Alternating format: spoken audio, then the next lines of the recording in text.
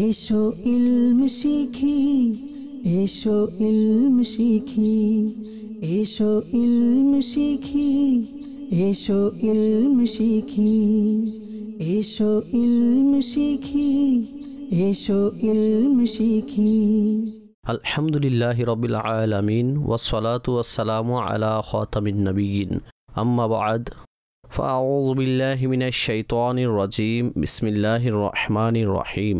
হযরত হানজালা উসাইদি রাদিয়াল্লাহু তাআলা আনহু থেকে বর্ণিত এবং হযরত হানজালা উসাইদি সেই সকল সাহাবাদের অন্তর্ভুক্ত যারা নবী করিম সাল্লাল্লাহু তাআলা আলাইহি ওয়াসাল্লামের বাণীসমূহ লিখে রাখতেন, তিনি তাদেরই একজন ছিলেন। হযরত হানজালা রাদিয়াল্লাহু তাআলা আনহু ইরশাদ করেন, হযরত আবু বকর সিদ্দিক রাদিয়াল্লাহু তাআলা আনহুর সাথে আমার সাক্ষাৎ হয়। তখন হযরত আবু বকর সিদ্দিক রাদিয়াল্লাহু তাআলা আনহু আমাকে বললেন, আপনি কেমন আছেন? আমি হযরত সাইয়্যিদুনা সিদ্দিক আকবর রাদিয়াল্লাহু তাআলা আনহুর জবাবে বলি যে হানজালা মুনাফিক হয়ে গেছে। হযরত সাইয়্যিদুনা সিদ্দিক আকবর রাদিয়াল্লাহু তাআলা আনহু বললেন, সুবহানাল্লাহ, এ আপনি কি বলছেন? আমি আরজ করলাম, যখন আমরা রাসূলুল্লাহ সাল্লাল্লাহু তাআলা আলাইহি ওয়াসাল্লামের সাথে থাকি এবং রাসূলুল্লাহ সাল্লাল্লাহু আলাইহি ওয়াসাল্লাম আমাদের নিকট জান্নাত ও জাহান্নামের আলোচনা করেন, তখন এমন অনুভূতি হয় যেন আমি জান্নাত ও জাহান্নাম দেখছি। কিন্তু যখন আমরা নবী করিম সাল্লাল্লাহু আলাইহি ওয়াসাল্লামের দরবার থেকে বাইরে আসি, তখন আমি স্বীয় বেগমদের নিয়ে, স্বীয় সন্তানদের নিয়ে এবং নিজের ক্ষেত খামারে ব্যস্ত থাকি। অতঃপর বর্ণিত বিষয়গুলোর অধিকাংশ বিষয়েই ভুলে যাই। হযরত সাইয়্যিদুনা সিদ্দিক আকবর রাদিয়াল্লাহু তাআলা আনহু ইরশাদ করেন, খোদার কসম, এগুলো তো আমার সাথেও হয়। অতঃপর আমরা উভয়ে নবী করিম সাল্লাল্লাহু আলাইহি ওয়াসাল্লামের খিদমতে উপস্থিত হই এবং আমি রাসূলুল্লাহ সাল্লাল্লাহু আলাইহি ওয়াসাল্লামের দরবারে আরজ করি, হে আল্লাহর রাসূল, হানজালা মুনাফিক হয়ে গেছে। রাসূলুল্লাহ সাল্লাল্লাহু আলাইহি ওয়াসাল্লাম ইরশাদ করেন, কি হয়েছে? আমি আরজ করলাম, ইয়া রাসূলুল্লাহ সাল্লাল্লাহু তাআলা আলাইহি ওয়াসাল্লাম, যখন আমরা আপনার কাছে বসি, আপনি আমাদের জান্নাত ও জাহান্নামের ব্যাপারে অবগত করান, জান্নাত ও জাহান্নামের আলোচনায় আমাদের অনুপ্রাণিত করেন। তখন আমাদের অবস্থা এমন হয় যেন আমরা জান্নাত ও জাহান্নাম স্বচক্ষে দেখতে পাচ্ছি। তবে ইয়া রাসূলুল্লাহ সাল্লাল্লাহু তাআলা আলাইহি ওয়াসাল্লাম, যখন আমরা আপনার মজলিস থেকে চলে যাই, তখন আমরা ঘরে গিয়ে স্বীয় বেগমদের নিয়ে, সন্তানদের নিয়ে নিজের ক্ষেত খামারে সম্পদ উপার্জনের মধ্যে এতটাই ব্যস্ত হয়ে পড়ি যে বেশ কিছু বিষয় আমরা ভুলে যাই। যখন নবী করিম সাল্লাল্লাহু তাআলা আলাইহি ওয়াসাল্লাম এ কথা শুনলেন, তখন হুজুর সাল্লাল্লাহু তাআলা আলাইহি ওয়াসাল্লাম ইরশাদ করলেন, আমি সেই সত্তার শপথ করছি যার কুদরতি হাতে আমার প্রাণ, যদি তোমাদের সেই অবস্থা যা আমার পাশে থাকার ক্ষেত্রে হয় তা সর্বদা বলবৎ থাকে, তবে ফিরিস্তা তোমাদের শয্যায় এসে, তোমাদের পথে এসে তোমাদের সাথে মুসাফাহা করবে, তোমাদের সাথে করমর্দন করবে। কিন্তু হে হানজালা, তা মাঝে মধ্যেই হয়ে থাকে। নবী করিম সাল্লাল্লাহু তাআলা আলাইহি ওয়াসাল্লাম এটি 3 বার ইরশাদ করলেন। সম্মানিত দর্শকবৃন্দ, এই হাদিসে পাকে একটি বিষয় তো এও উল্লেখ করা হয়েছে যে হযরত হানজালা উসাইদি রাদিয়াল্লাহু তাআলা আনহু রাসূলুল্লাহ সাল্লাল্লাহু তাআলা আলাইহি ওয়াসাল্লামের ওহী লিপিবদ্ধকারীদের একজন ছিলেন, অর্থাৎ ওহী লেখকগণের একজন ছিলেন। আল্লামা ইবনে জাওজি রাহমাতুল্লাহি তাআলা আলাইহি হুজুর সাল্লাল্লাহু তাআলা আলাইহি ওয়াসাল্লামের ওহী লেখকগণের নামসমূহ উল্লেখ করেছেন। হুজুর সাল্লাল্লাহু আলাইহি ওয়াসাল্লাম যাদের ওহী লেখার আদেশ প্রদান করতেন কিংবা যারা ওহী লিপিবদ্ধকারী ছিলেন, তন্মধ্যে হযরত সাইয়্যিদুনা সিদ্দিক আকবর রাদিয়াল্লাহু তাআলা আনহু, সাইয়্যিদুনা ফারুক আজম রাদিয়াল্লাহু তাআলা আনহু, সাইয়্যিদুনা উসমান ও সাইয়্যিদুনা আলী রাদিয়াল্লাহু তাআলা আনহুমা ছিলেন।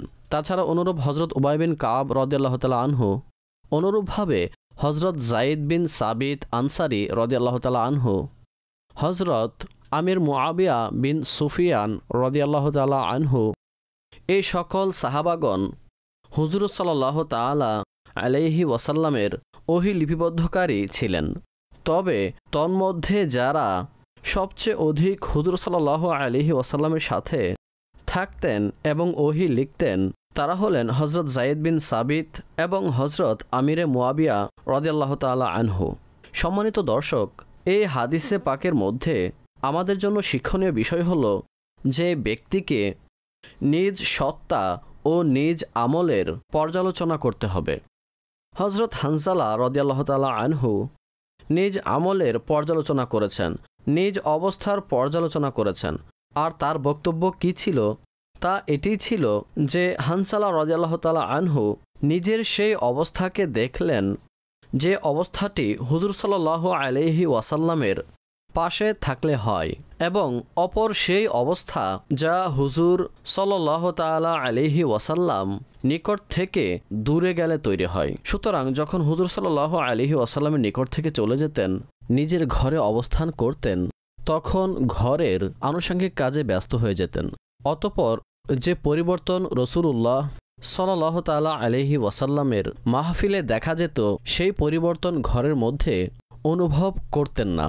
সুতরাং যখন হজরত হানজালা রাদিয়াল্লাহু তাআলা আনহু স্বীয় সত্তার মধ্যে এই দুরকম অবস্থা অবলোকন করলেন, তখন নিজেকে প্রশ্ন করেন, এটি কেমন বিষয় যে যখন রাসূলুল্লাহর পাশে থাকি তখন মানসিক অবস্থা একরকম থাকে, আর যখন স্বীয় সন্তান ও স্বীয় পরিবারের পাশে থাকি তখন মানসিক অবস্থা অন্যরকম থাকে।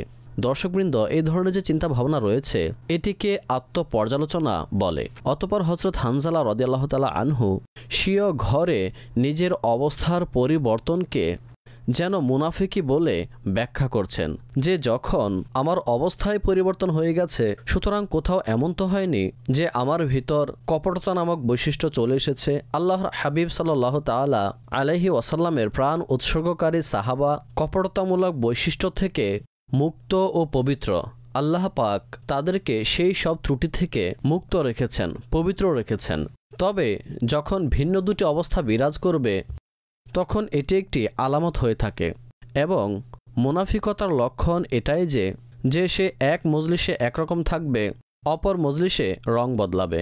সুতরাং হজরত হানজালা রাদিয়াল্লাহু তাআলা আনহু তা নিয়ে দ্বন্দ্বে পড়ে গেলেন। অতঃপর যখন সাইয়েদুনা সিদ্দিক আকবর রাদিয়াল্লাহু তাআলা আনহুও হজরত হানজালা রাদিয়াল্লাহু তাআলা আনহুর এই কথাটি শুনলেন, তখন তিনিও বললেন, এই বৈশিষ্ট্য আমাদের মাঝেও রয়েছে, এই পরিবর্তন তো আমাদেরও অনুভব হয়।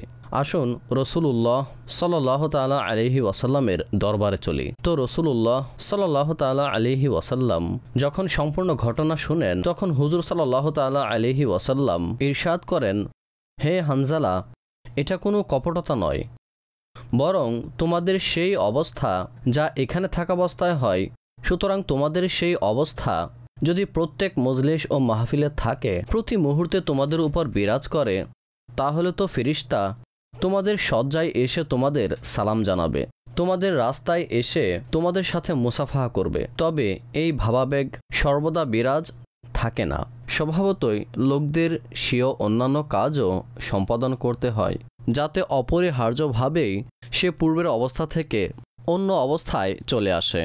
তবে এই অবস্থার পরিবর্তন কপটতা নয়, বরং এটা মানুষের স্বভাবজাত বৈশিষ্ট্য। এটি তো রাসূলুল্লাহ সাল্লাল্লাহু আলাইহি ওয়াসাল্লাম ইরশাদ করেছেন।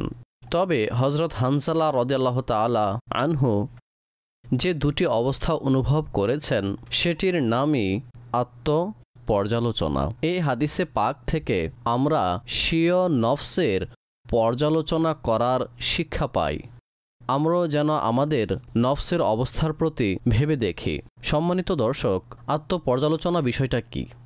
আমরা এই শব্দটি প্রায় শুনি যে নিজেকে নিয়ে পর্যালোচনা করুন। সুতরাং এর দ্বারা উদ্দেশ্য কি? পর্যালোচনার আবিধানিক অর্থ হল বিচার করা, আর মানুষের বিভিন্ন আমল করার পর এর মধ্যে নেকি বদি কম বেশির ব্যাপারে নিজ সত্তাকে নিয়ে চিন্তা ভাবনা করা, অতঃপর উন্নতির জন্য পন্থা অবলম্বন করাকে আত্মপর্যালোচনা বলা হয়। অর্থাৎ মানুষ বিভিন্ন পর্যায়ে যে আমল করেছে সেসব আমল নিয়ে ভেবে দেখবে, যে আমার কোন আমলটি ন্যাক বিশিষ্ট ছিল, কোন আমলটি কল্যাণকর ছিল, আমার কোন আমলটি গুনাহ সম্পন্ন ছিল, এই আমল দ্বারা আমার কতটুকু নেকি অর্জন হয়েছে, এই আমলের কারণে আমার নেকিতে কতটুকু ঘাটতি এসেছে, আমার গ্রহণযোগ্যতা আল্লাহ পাকের দরবারে কতটুকু বেড়েছে, অথবা কোন আমলের কারণে আমি আল্লাহ পাকের অবাধ্যতার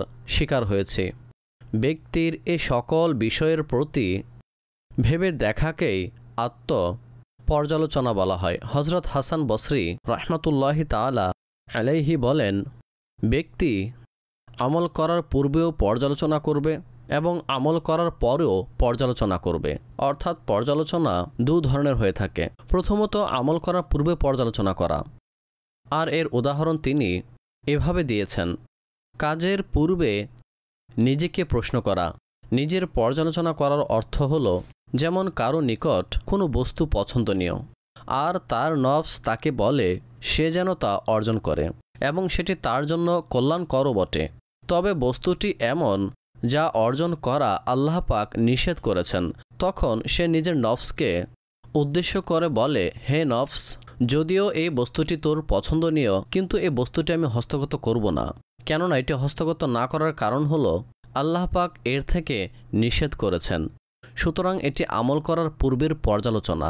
পূর্বের করণীয় হলো যে ব্যক্তির নফস যে বিষয়টি পছন্দ করছে তা হস্তগত করার পূর্বে ব্যক্তিকে ভাবতে হবে যে এই বস্তুটি হস্তগত করা সওয়াব নাকি গুনাহ, এর দ্বারা আল্লাহ আমার প্রতি সন্তুষ্ট হবেন নাকি আল্লাহ পাক অসন্তুষ্ট হবেন। যখন কেউ আমল করার পূর্বে এই বিষয়টি নিয়ে ভাবে, তখন এই বিষয়টিকেই আমলের পূর্বে স্বীয় আত্মার পর্যালোচনা বলে। আরেকটি আত্মপর্যালোচনা আমলের পরে হয়ে থাকে।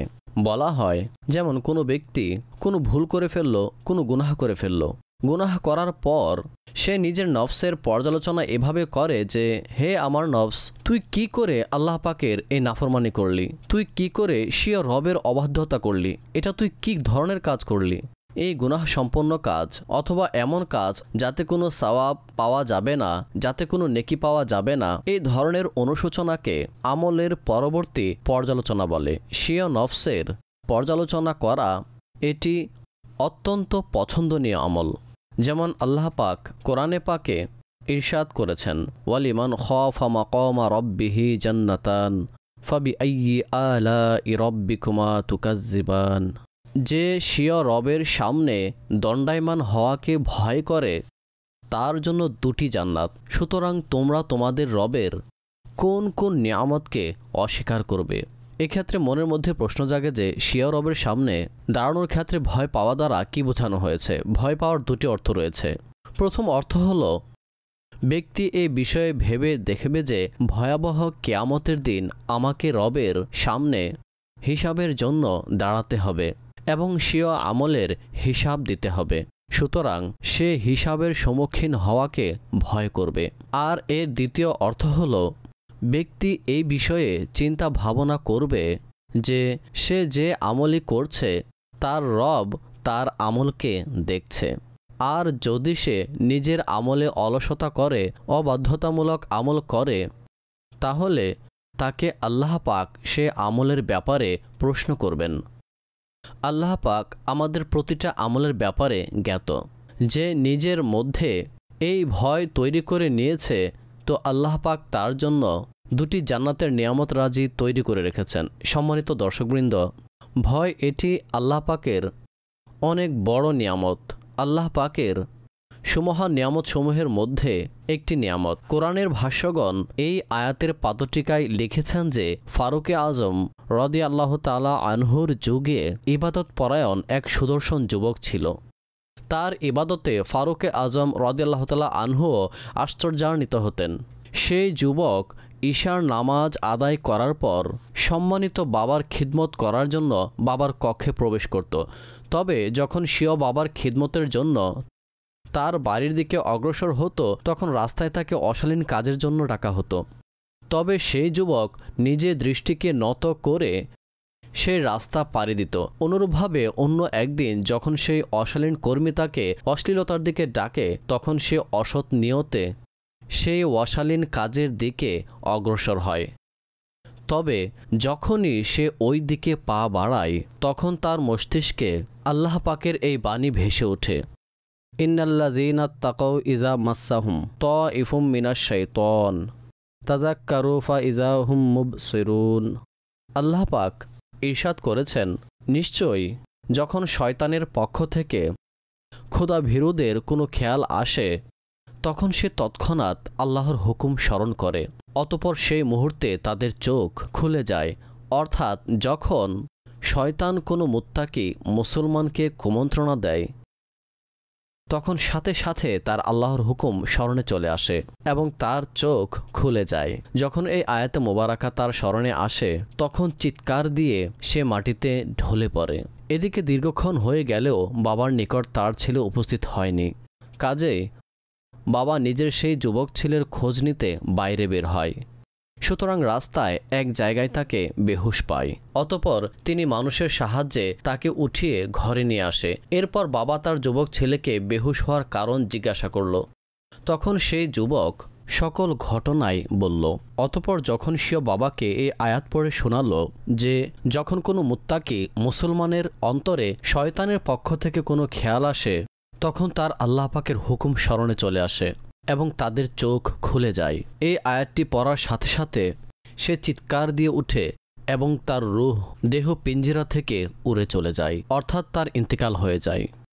অতঃপর সেই যুবকের গোসল ও কাফনের ব্যবস্থা করে তাকে রাতারাতি দাফন করে দেওয়া হয়। ফারুকে আজম রাদিয়াল্লাহু তাআলা আনহু যখন সেই যুবককে পাচ্ছিলেন না, কোথাও দেখছিলেন না, তখন তার ব্যাপারে প্রশ্ন করেন যে সে কোথায়। জবাবে লোকেরা বলল, হুজুর তার তো ইন্তেকাল হয়ে গেছে এবং তাকে দাফনও করে দেওয়া হয়েছে। ফারুকে আজম রাদিয়াল্লাহু তাআলা আনহু তার বাবার নিকট সমবেদনার জন্য আসেন এবং মৃত্যুর কারণ ও অবস্থা সম্পর্কে প্রশ্ন করেন যে কিভাবে এই ঘটনা ঘটল এবং কিভাবে মৃত্যু হলো। তখন তার পিতা হযরত ফারুকে আজম রাদিয়াল্লাহু তাআলা আনহুকে সম্পূর্ণ ঘটনা শোনান। হযরত ফারুকে আজম রাদিয়াল্লাহু তাআলা আনহু বুঝে গেলেন যে এই যুবকের অন্তরে আল্লাহ পাকের ভয় ছেয়ে গিয়েছিল এবং আল্লাহ পাকের ভয়ে ভীত সন্ত্রস্ত হয়ে এই দুনিয়া থেকে বিদায় নিয়েছে। ফারুকে আজম রাদিয়াল্লাহু তাআলা আনহু বললেন, আমাকে তার কবরের পাশে নিয়ে যাও। ফারুকে আজম রাদিয়াল্লাহু তাআলা আনহু তার কবরের পাশে তাশরিফ নিয়ে যান এবং তিনি কবরের পাশে দাঁড়িয়ে এই আয়াতটি তিলাওয়াত করেন, ওয়ালিমান খাফা মাকামা রাব্বিহি জান্নাতান। যে আল্লাহ পাকের সামনে দণ্ডায়মান হওয়াকে ভয় করে তো তার জন্য দুটি জান্নাত। তখন কবর থেকে আওয়াজ এলো, হে আমিরুল মুমিনিন, আল্লাহ পাক আমাকে দুটি জান্নাত প্রদান করেছেন। সম্মানিত দর্শকবৃন্দ, এক ধরনের পর্যালোচনা এই যুবক অবলম্বন করেছিল যে যখন গুনাহের দিকে অগ্রসর হচ্ছিল তখন তৎক্ষণাৎ সেই গুনাহ করার পূর্বে নিজেকে সংযত করে নিল, নিজের নফসকে থামিয়ে দিল, আর এমনভাবে দমন করেছে এবং ভয়ে এতটাই ভীত সন্ত্রস্ত হয়েছে যে এই ভয়ে তার ইন্তেকাল হয়ে গেছে। এটাই হচ্ছে আত্মপর্যালোচনা, যে ব্যক্তি আমল করার পূর্বে ভেবে চিন্তে দেখবে যে তার কদম কোন দিকে অগ্রসর হচ্ছে, তার কদম কোনো রকম আল্লাহ পাকের অবাধ্যতার দিকে তো এগোচ্ছে না। অতঃপর যখন সে ভেবে চিন্তে দেখবে এবং নিজের নফসকে কুপ্রবৃত্তি থেকে পবিত্র রাখবে, নিজের নফসকে অশ্লীলতা থেকে বিরত রাখবে, তখন তাদের ব্যাপারেই আল্লাহ পাক বলেন যে তাদের জন্য দুটি জান্নাত। এখন মনে প্রশ্ন জাগতে পারে যে দুটি জান্নাত কেন? আল্লাহ পাক দুটি জান্নাত কেন প্রদান করেছেন? তো বলা হয়েছে এক জান্নাত তো আল্লাহ তাআলাকে ভয় করার প্রতিদান, আর দ্বিতীয় জান্নাত স্বীয় নফসের কুপ্রবৃত্তিগুলো দমন করার জন্য পাবে। অতঃপর বলা হয়েছে এক জান্নাত সঠিক আকীদা পোষণের জন্য, আর দ্বিতীয় জান্নাত তার নেক আমলের প্রতিদান। অতঃপর বলা হয়েছে এক জান্নাত তার আনুগত্য করার প্রতিদান এবং অপর জান্নাত গুনাহ ছেড়ে দেওয়ার কারণে প্রদান করা হবে। আরও বলা হয়েছে এক জান্নাত নেকির প্রতিদান হিসাবে পাবে এবং অপর জান্নাত আল্লাহ তাআলার অনুগ্রহ হিসাবে পাবে। আল্লাহু আকবার। যে নিজের নফসকে কুপ্রবৃত্তি থেকে বিরত রাখে, যে নিজের নফসের কুপ্রবৃত্তিগুলো ছেড়ে দিবে এবং নিজের মস্তিষ্কের মধ্যে এটি গেঁথে নিবে যে আমাকে আল্লাহ পাকের বারগাহে দণ্ডায়মান হতে হবে এবং স্বীয় আমলের হিসাব দিতে হবে, কাজে এভাবে যে নিজ আমলের পর্যালোচনা করবে, তো ওই ধরনের ব্যক্তির জন্য রয়েছে দুটি নিয়ামত। আর সে দুটি নিয়ামতই বা কী রকম? যা জান্নাতের উৎকৃষ্ট নিয়ামত। বলা হয়েছে একটি জান্নাতে আদান, অপরটি জান্নাতে নাইম। সম্মানিত দর্শকবৃন্দ, স্বীয় নফসের পর্যালোচনা করা এটি কতটা গুরুত্বপূর্ণ, কতটা তাৎপর্যপূর্ণ তা হযরত সাইয়্যিদুনা আবু হুরায়রা রাদিয়াল্লাহু তাআলা আনহু বর্ণনা করেন যে রাসূলুল্লাহ সাল্লাল্লাহু তাআলা আলাইহি ওয়াসাল্লাম ইরশাদ করেছেন, যে ব্যক্তি আল্লাহ তাআলা ও কিয়ামত দিবসের প্রতি ঈমান রাখে তার উচিত ভালো কথা বলা অথবা চুপ থাকা।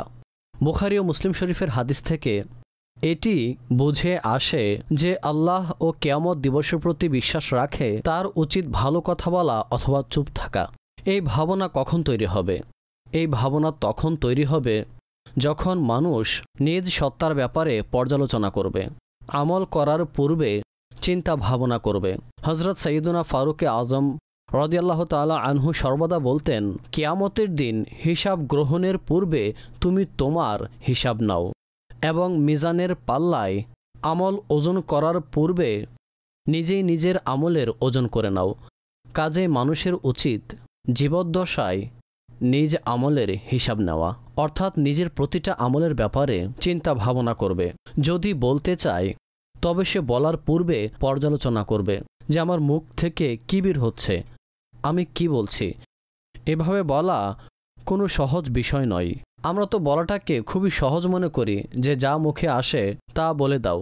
তবে মনে রাখবেন, হযরত আবু হুরায়রা রাদিয়াল্লাহু তাআলা আনহু থেকে বর্ণিত, তিনি বলেন রাসূলুল্লাহ সাল্লাল্লাহু আলাইহি ওয়াসাল্লাম ইরশাদ করেছেন, মানুষ অনেক সময় আল্লাহর সন্তুষ্টি সম্বলিত কখনো এমন কথা মুখে উচ্চারণ করে যার ফলে আল্লাহ পাক তার প্রতি সন্তুষ্ট হয়ে যায় এবং তার এই শব্দের কারণে তার মর্যাদা বাড়িয়ে দেওয়া হয়।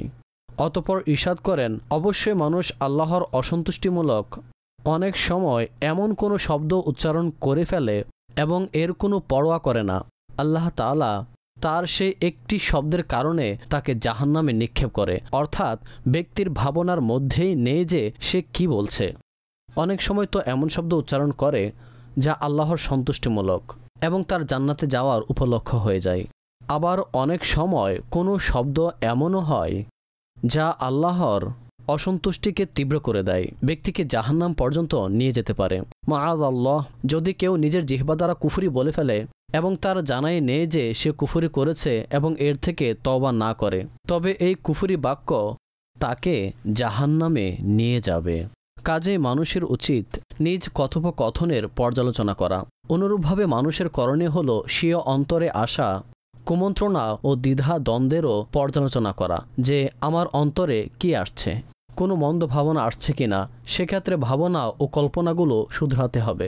কাজেই নিজের চিন্তা ভাবনারও পর্যালোচনা করতে হবে। দ্বীন ইসলাম আমাদের আত্মপর্যালোচনা করার শিক্ষা দেয়। যদি মানুষ পৃথিবীতে নিজ আমলের বিচার করে, নিজ আমলের পর্যালোচনা পূর্বেই নিয়ে নেয়, তবে তার পর্যালোচনা ইনশা আল্লাহ তাকে জান্নাতের দিকে নিয়ে যাবে। পক্ষান্তরে মানুষ যদি নিজ আকাঙ্ক্ষার, নিজ আমলের, নিজ কথোপকথনের, নিজ কর্মের, নিজ উদ্দেশ্যের পর্যালোচনা না করে, তবে আল্লাহ না করুক কখনো যেন এমন না হয় যে এমন কোনো আল্লাহর অবাধ্যতামূলক কথা বলে দিল যা তাকে জাহান্নামের দিকে নিয়ে যাবে। আল্লাহ পাকের নিকট দোয়া করি যেন আল্লাহ পাক আমাদের কৃত সকল আমলের পর্যালোচনা করার তৌফিক দান করুন। আমিন। বিজাহিন নবীল আমিন। ওয়াসাল্লাল্লাহু তাআলা আলা মুহাম্মদ। এসো ইলম শিখি, এসো ইলম শিখি, এসো ইলম শিখি, এসো ইলম শিখি, এসো ইলম শিখি, এসো ইলম শিখি।